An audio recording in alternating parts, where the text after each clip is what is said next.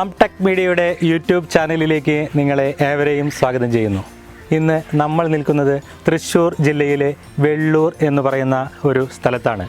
അവിടെ നടത്തുന്ന ഒരു കാട ഫാമിൻ്റെ വിശേഷങ്ങളാണ് ഇന്ന് ഞങ്ങൾ നിങ്ങൾക്ക് മുന്നിൽ അവതരിപ്പിക്കുന്നത്. കാട ഫാം നടത്തുന്നത് ഹസ്ന എന്ന ഒരു കർഷകയാണ്. അവരുടെ വിശേഷങ്ങളാണ് ഇന്ന് നിങ്ങൾക്ക് മുന്നിൽ അവതരിപ്പിക്കുന്നത്. ഇന്ന് നമുക്കറിയാം, കാട ഫാം എന്ന് പറഞ്ഞാൽ നിരവധി പ്രശ്നങ്ങൾ നേരിടുന്ന ഒരു മേഖലയാണ്. ഒരുപാട് പ്രതിസന്ധികൾ, തീറ്റവില, അതുപോലെ മാർക്കറ്റ് ചെയ്യാനുള്ള ബുദ്ധിമുട്ടുകൾ, അത്തരം എല്ലാ ബുദ്ധിമുട്ടുകളും അവഗണിച്ചുകൊണ്ട് ഈ മേഖലയിൽ മുന്നേറുന്ന അല്ലെങ്കിൽ വിജയത്തിൻ്റെ പാതയിലൂടെ മുന്നോട്ട് പോയിക്കൊണ്ടിരിക്കുന്ന ഒരു കർഷകയാണ് ഇവരുടെ വിശേഷങ്ങളാണ് ഇന്ന് നിങ്ങൾക്ക് മുന്നിൽ അവതരിപ്പിക്കുന്നത്. ഇവരോട് തന്നെ നമുക്ക് കാര്യങ്ങൾ ചോദിച്ചറിയാം.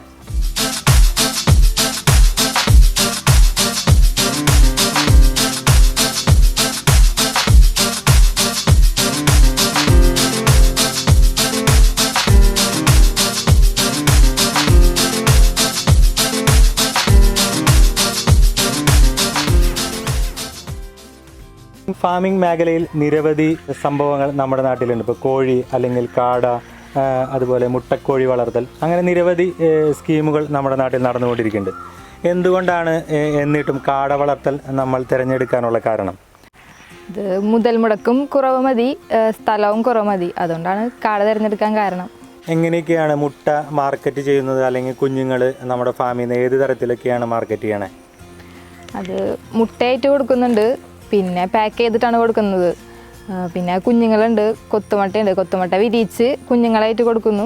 ഞങ്ങളുടെ ഫാമിൻ്റെ പേര് സെറ പോൾട്രി ഫാം എന്നാണ്. ഞങ്ങളിവിടെ മുട്ട സെയിൽ ചെയ്യുന്നുണ്ട്. അന്നന്ന് കിട്ടുന്ന മുട്ട പാക്ക് ചെയ്ത് ബോക്സിൽ പാക്ക് ചെയ്ത് കടകളിൽ കൊടുക്കുന്നുണ്ട്. പിന്നെ ഹോൾസെയിലായിട്ട് വിൽക്കുന്നുണ്ട്. ആദ്യം ഞങ്ങൾ കവറിലായിരുന്നു ചെയ്തിരുന്നത്.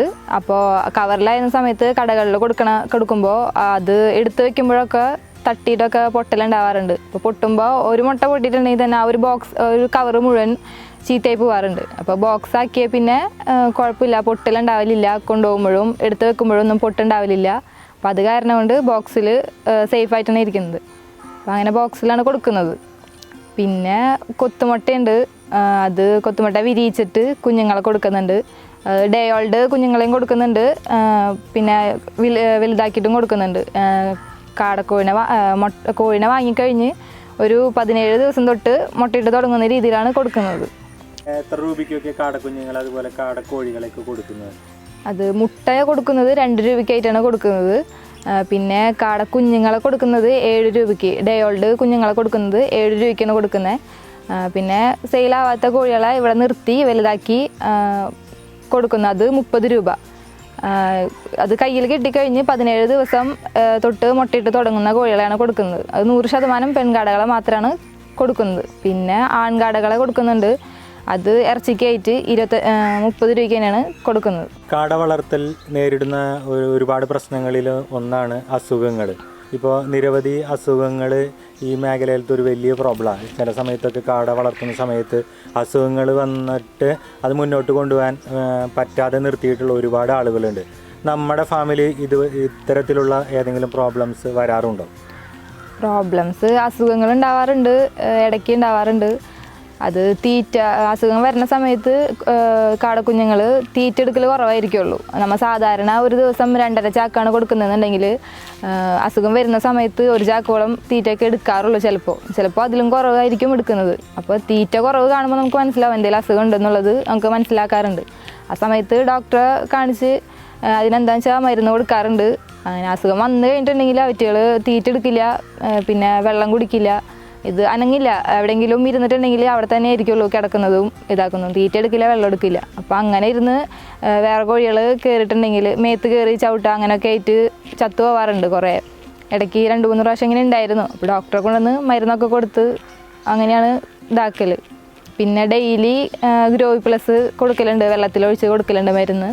പിന്നെ അസുഖങ്ങൾ വരികയാണെങ്കിൽ എൻഡ്രോസിൻ കൊടുക്കാറുണ്ട്. അത് 5 ദിവസം കൊടുക്കും, അങ്ങനെ കൊടുക്കലുള്ളൂ. അസുഖം മാറുന്നവരെ അങ്ങനെ കൊടുക്കും. ഹസ്നയുടെ വീട്ടിൽ ആരൊക്കെയാണ് ഉള്ളത്? അതുപോലെ നമ്മുടെ ഫാമിംഗ് മേഖലയിൽ ഹസ്നേനെ സഹായിക്കാൻ ആരെങ്കിലുമൊക്കെ ഉണ്ടോ? ആരാണ് ഈ ഫാം സെറ്റ് ചെയ്തതെന്ന്, അതുപോലെ ഇത് മെയിൻറ്റെയിൻ ചെയ്തൊക്കെ കൊണ്ടുപോകുന്നത് ആരാണ്? എൻ്റെ വീട്ടിൽ ഹസ്ബൻഡ്, പിന്നെ ഒരു മോളുണ്ട്, 2 വയസ്സുള്ളൊരു മോളുണ്ട്, പിന്നെ വാപ്പ, ഉമ്മ, പിന്നെ ഒരു അനിയത്തി. ഇത്രയാണ് ഉള്ളത്. സെറ്റ് ചെയ്തതെന്ന് വെച്ചാൽ എൻ്റെ ഹസ്ബൻഡിന് അലുമിനിയം ഫാബ്രിക്കേഷൻ്റെ ജോലിയാണ്. അപ്പോൾ ആളാണ് ഇതിനെക്കുറിച്ച് പറഞ്ഞു തന്നതൊക്കെ. അപ്പോൾ ആൾക്ക് ചെയ്യാൻ ഒരു ഇഷ്ടമുണ്ടായിരുന്നു. അപ്പോൾ ആൾക്ക് ചെയ്യാൻ അലുമിനിയം ഫാബ്രിക്കേഷൻ്റെ ജോലിയാണ്. അപ്പോൾ അതായിട്ട് പോകുമ്പോൾ രണ്ടും കൂടെ ഒരുമിച്ച് പോവില്ല.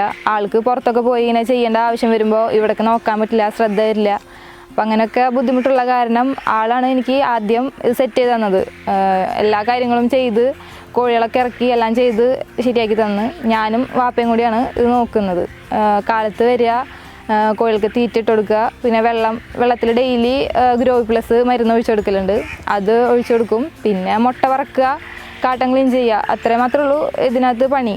അധികം ഇതായിട്ട് പ്രശ്നങ്ങളൊന്നുമില്ല.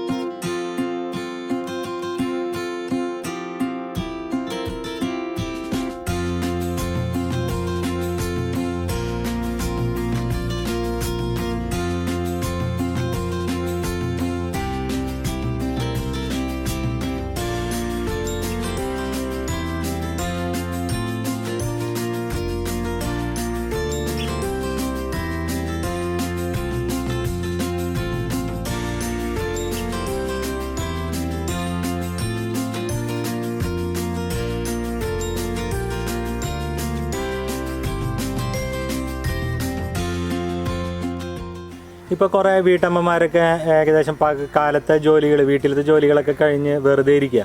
ചില ആളുകളിപ്പോൾ ഈ ഫുൾ ടൈം ടിക്ടോക്ക് അല്ലെങ്കിൽ സീരിയൽ അങ്ങനെയൊക്കെയായി നടക്കുന്നത്. അപ്പോൾ അത്തരം വീട്ടമ്മമാർക്കൊക്കെ ഒരു ചെറുകിട വരുമാനം അല്ലെങ്കിൽ വീട്ടിലെ മറ്റു ചിലവുകൾ കഴിയാനുള്ള വരുമാനം സ്വാഭാവികമായിട്ടും കാടക്കൃഷിയിൽ നിന്ന് കിട്ടുമെന്നാണ് ഞാൻ കരുതിയിരിക്കുന്നത്. അത്തരം ആളുകളോട് ഹസ്നയ്ക്ക് എന്താണ് പറയാനുള്ളത്? കാട വളർത്തൽ ഒരു നല്ലൊരു സംരംഭം തന്നെയാണ്. പിന്നെ വെറുതെ ഇരിക്കുന്ന വീട്ടമ്മമാർക്കും പിന്നെ എന്നെപ്പോലുള്ളവർക്കൊക്കെ ഇത് ചെയ്യാൻ നല്ലതാണ്. കുഴപ്പമില്ലാത്ത വരുമാനം, നമുക്ക് ഒരു വരുമാനം, സ്ഥിര വരുമാനം കിട്ടും. പിന്നെന്താ, കാലത്ത് വീട്ടിലെ കാര്യങ്ങളും എൻ്റെ മോളുടെ കാര്യങ്ങളൊക്കെ കഴിഞ്ഞിട്ട് ഇങ്ങോട്ട് വരും. ഒരു 9 മണിയാകുമ്പോൾ വരും. പിന്നെ ഇവിടുത്തെ മുട്ട വറക്കലും ഇതുകളൊക്കെ ഉള്ളൂ. വീട്ടമ്മമാർക്ക് വെറുതെ വേറെ ജോലിക്കൊന്നും പോവാത്ത വീട്ടമ്മമാർക്ക് തുടങ്ങാൻ നല്ലൊരു സംരംഭം തന്നെയാണിത്. ഇത് ഇപ്പോൾ വേറെ ജോലിക്ക് പോകുന്ന ആൾക്കാർക്കാണെന്നുണ്ടെങ്കിൽ രണ്ടും കൂടെ ഒരുമിച്ച് കൊണ്ടുപോകാൻ ബുദ്ധിമുട്ടുണ്ടാകും. വെറുതെ ഇരിക്കുന്ന വീട്ടമ്മമാർക്ക് നല്ലതാണ് ചെയ്യാൻ വേണ്ടിയിട്ട്. പിന്നെ ഒരു വീട്ടിലൊക്കെ വളർത്താനാണെന്നുണ്ടെങ്കിൽ ഒരു 500 കോഴിയിലും കുറവ് നടത്തുന്നതുകൊണ്ട് വലിയ വരുമാനമൊന്നും ഉണ്ടാവില്ല. ശരിക്കും തീറ്റയുടെ ചിലവും പിന്നെ അവറ്റകൾക്കുള്ള കാര്യങ്ങളും ചെയ്യലൊക്കെ കഴിഞ്ഞ് വരുമ്പോൾ എന്തായാലും അതിന് ഒരു നല്ലൊരു വരുമാനം കിട്ടാൻ ചാൻസ് കുറവാണ്. ചെയ്യുമ്പോൾ ഒരു 500 എണ്ണം ഒക്കെ ചെയ്താലേ കാര്യം ഉണ്ടാവുള്ളൂ. കൂടുതലായിട്ട് ചെയ്യുമ്പോൾ അതിനനുസരിച്ചുള്ള ലാഭം ഉണ്ടാവും. പണിയൊക്കെ നമുക്ക് ഒരുപോലെ തന്നെ വരുന്നുള്ളൂ. കൂടുതൽ എണ്ണം ഉണ്ടെന്നുണ്ടെങ്കിൽ അതിനനുസരിച്ചുള്ള ലാഭം നമുക്കുണ്ടാകും. സാധാരണ കാട കർഷകർ നേരിടുന്ന ഏറ്റവും പ്രധാനപ്പെട്ട പ്രശ്നം എന്ന് പറഞ്ഞാൽ അതിൻ്റെ വേസ്റ്റ് മാനേജ് ചെയ്യാനുള്ള ഒരു ഓപ്ഷനാണ്. അപ്പോൾ നമ്മുടെ ഫാമിലുള്ള വേസ്റ്റ് നമ്മൾ എങ്ങനെയാണ് അത് മാനേജ് ചെയ്യുന്നത്, അല്ലെങ്കിൽ ഏതെങ്കിലും വേസ്റ്റ് മാനേജിങ് രീതികൾ നിങ്ങൾ ചെയ്യുന്നുണ്ട്? അതിനെക്കുറിച്ച് ജസ്റ്റ് ഒന്ന് നമ്മുടെ പ്രേക്ഷകർക്കൊന്ന് പറഞ്ഞു കൊടുക്കാമോ? ഓരോ ദിവസം കിട്ടുന്ന വേസ്റ്റുകൾ അത് എടുത്ത് ചാക്കിലാക്കി ഒരു സിമൻറ്റ് കൊണ്ട് ഒരു ടാങ്ക് ഉണ്ടാക്കിയിട്ടുണ്ട്. ആ ടാങ്കിലാണ് ഇടുന്നത്. അവിടെ നിന്ന് അത് ഉണക്കി അതെടുത്ത് ചാക്കിലാക്കിയിട്ടാണ് കൊടുക്കൽ. ഒരു ചാക്കിന് ഏകദേശം ഒരു 80 രൂപ വെച്ച് കിട്ടാറുണ്ട്. 50 കിലോത്തിൻ്റെ തീറ്റ വരുന്നൊരു ചാക്കിലാണ് കൊടുക്കൽ. നമ്മുടെ ഫാം ഇത് സ്വന്തം സ്ഥലത്താണോ അതോ വാടകയ്ക്ക് എടുത്തിട്ടുള്ള സ്ഥലത്താണോ ഇത് നടത്തുന്നത്? ഇതിപ്പോൾ നമ്മൾ തുടങ്ങിയിരിക്കുന്നത് വാടകയ്ക്കാണ്. മാസം പൈസ കൊടുക്കുക, അങ്ങനെ ഒരു ഇതിലാണ് ചെയ്തിരിക്കുന്നത്. നമുക്ക് ഗവൺമെൻറ്റിൻ്റെ ഭാഗത്തു നിന്നോ അല്ലെങ്കിൽ പഞ്ചായത്ത് തലത്തിൽ നിന്നോ അങ്ങനെ ഏതെങ്കിലും സ്കീമുകളോ അല്ലെങ്കിൽ ഏതെങ്കിലും ആനുകൂല്യങ്ങളോ നിങ്ങൾക്ക് ഈ ഒരു ഫാം എന്നുള്ള രീതിയിൽ നമുക്ക് കിട്ടിയിട്ടുണ്ടോ? ഇല്ല, ഇന്നേ വരെ അങ്ങനെ ഒരു സ്കീമോ അങ്ങനെ ഒന്നും കിട്ടിയിട്ടില്ല. സാധാരണ കാടകൃഷിയിൽ ഏറ്റവും നേരിടുന്ന ഒരു പ്രോബ്ലമാണ് ഈ സ്മെല്ല്, അല്ലെങ്കിൽ ഇതിൻ്റെ കാഷ്ടത്തിൽ നിന്നുള്ള ഒരു മണം കാരണം ഒരുപാട് നാട്ടുകാരുടെ പ്രശ്നങ്ങൾ അല്ലെങ്കിൽ നമ്മുടെ ഫാമിൻ്റെ അടുത്തുള്ള ആളുകൾ ഒരുപാട് പ്രശ്നം ഉണ്ടാക്കിയിട്ട് ഒരുപാട് ഫാമുകളൊക്കെ നിർത്തിയിട്ടുണ്ട്. ആ രീതിയിൽ ഏതെങ്കിലും നമ്മുടെ ഫാമിനെ ബാധിക്കാറുണ്ടോ? ഇപ്പോൾ അങ്ങനെയൊന്നും ബാധിക്കുന്നില്ല. കാരണം കാട്ടം എടുത്ത് നമ്മൾ വേറൊരു ടാങ്കിലാക്കി അതിൽ നിന്ന് ഉണക്കിയിട്ടാണ് കൊടുക്കുന്നത്. പിന്നെ അത് മാത്രമല്ല, അടുത്തൊന്നും അധികം അടുത്തായിട്ട് വീടുകളൊന്നും ഇല്ല. സ്മെല്ല് പുറത്തേക്ക് വരാത്ത രീതിയിലാണ് ചെയ്യുന്നത്. അപ്പോൾ ഒരു വീടുകളൊന്നും ഇല്ലാത്തൊരു പാടത്തിൻ്റെ സൈഡിലായിട്ടാണ് ഇത് ചെയ്യുന്നത്. അപ്പോൾ അത് കാരണം വീടുകൾക്ക് അധികം ബുദ്ധിമുട്ടുണ്ടാവില്ല. പിന്നെ ആകെ പ്രശ്നം എന്ന് പറഞ്ഞു കഴിഞ്ഞാൽ കടകളിൽ മുട്ട കൊടുക്കുമ്പോൾ പുതിയതായിട്ട് തുടങ്ങുന്ന ആൾക്കാർ വില കുറച്ച് കൊടുക്കലുണ്ട്. നമ്മൾ കൊടുക്കുന്നതിനേലും വില കുറച്ച് കൊടുക്കലുണ്ട്. അപ്പോൾ നമ്മൾ കൊടുക്കുന്ന സമയത്ത് വേറെ വില കുറച്ച് കിട്ടുമ്പോൾ നമ്മുടെ നിന്ന് എടുക്കായിക അങ്ങനത്തെ പ്രശ്നങ്ങളൊക്കെ ഉണ്ട്. അപ്പോൾ സ്ഥിരമായിട്ട് ചെയ്യണ ഒരു റേറ്റ് ഉണ്ട്, മുട്ടയ്ക്ക് ശരിക്കും ഒരു റേറ്റ് ഉണ്ട്. അതിൽ കുറച്ച് കൊടുക്കുമ്പോൾ അതിൻ്റെ ഒരു ബുദ്ധിമുട്ടുണ്ട്. അപ്പോൾ നമ്മൾ കൊടുക്കുമ്പോൾ അത് പൂവായിക അങ്ങനത്തെ പ്രശ്നങ്ങളായിട്ട് ഉണ്ട്. വേറെ ബുദ്ധിമുട്ടുകളൊന്നും ഇതിൽ നിന്നില്ല. വളരെ ശ്രദ്ധയോടും അതുപോലെ ബുദ്ധിപരമായി ചെയ്താൽ കാട വളർത്തൽ വളരെ ലാഭകരമാണ് എന്ന് പറയുന്നതിൽ യാതൊരു സംശയവുമില്ല. അതിന് ഉദാഹരണമാണ് ഇന്ന് നമ്മൾ കണ്ട ഈ വീഡിയോയിലെ ഈ വീട്ടമ്മ. വീട്ടിലെ എല്ലാ ജോലികളും കഴിഞ്ഞ് കുറച്ച് സമയം ഈ ഒരു മേഖലയിൽ അല്ലെങ്കിൽ ഇത്തരം ചെറുകിട ഇതുപോലുള്ള സംരംഭങ്ങളിൽ നമ്മൾ ഒന്ന് മെനക്കെടുകയാണെങ്കിൽ തീർച്ചയായും ഒരു കുടുംബം അല്ലെങ്കിൽ ഒരു ജീവിതം മുന്നോട്ട് പോകാൻ ഇന്നത്തെ കാലാവസ്ഥയിൽ അല്ലെങ്കിൽ ഇന്നത്തെ വിപണിയിൽ ഒരു തടസ്സവുമില്ല എന്നുള്ളതാണ് ഇത് തെളിയിക്കുന്നത്. അതുകൊണ്ട് ഇത്തരം രംഗത്തേക്ക് ഇറങ്ങി വരുന്ന അല്ലെങ്കിൽ വീട്ടിൽ ചടഞ്ഞുകൂടി ഇരിക്കുന്ന വീട്ടമ്മമാർക്ക് ഇത് ഒരു പ്രചോദനം തന്നെയാണ്. അതുകൊണ്ട് ഇത്തരത്തിലുള്ള വീഡിയോകൾ നിങ്ങൾക്ക് ഇനിയും കാണുവാൻ അല്ലെങ്കിൽ ഇത്തരത്തിലുള്ള വീഡിയോകൾ ഇനി നിങ്ങൾക്ക് തത്സമയം ലഭിക്കുവാൻ ഞങ്ങളുടെ ഈ ചാനൽ സബ്സ്ക്രൈബ് ചെയ്യുക. അതുപോലെ തന്നെ ഞങ്ങളുടെ ഫേസ്ബുക്ക് പേജ് കൂടി സമയം കിട്ടിയാൽ സന്ദർശിക്കുക. ഫാംടെക് മീഡിയ എന്നാണ് ഞങ്ങളുടെ ഫേസ്ബുക്ക് പേജിൻ്റെ പേര്. ഇതുപോലുള്ള വീഡിയോകൾ നിങ്ങൾക്ക് ഇഷ്ടമായെങ്കിൽ തീർച്ചയായും ലൈക്ക് ചെയ്യുക, ഇഷ്ടമായില്ലെങ്കിൽ ഡിസ്ലൈക്ക് ചെയ്യുക. ഞങ്ങളുടെ ചാനലിനെ കുറിച്ചുള്ള അഭിപ്രായങ്ങൾ താഴെയുള്ള കമൻറ്റ് ബോക്സിൽ രേഖപ്പെടുത്തുക. ഇത്തരത്തിലുള്ള അറിവിൻ്റെ മറ്റൊരു വീഡിയോയുമായി നിങ്ങൾക്ക് മുന്നിൽ വരുന്നതുവരെ ക്യാമറമാൻ സിജോനോടൊപ്പം രഞ്ജിത്ത്. Good bye.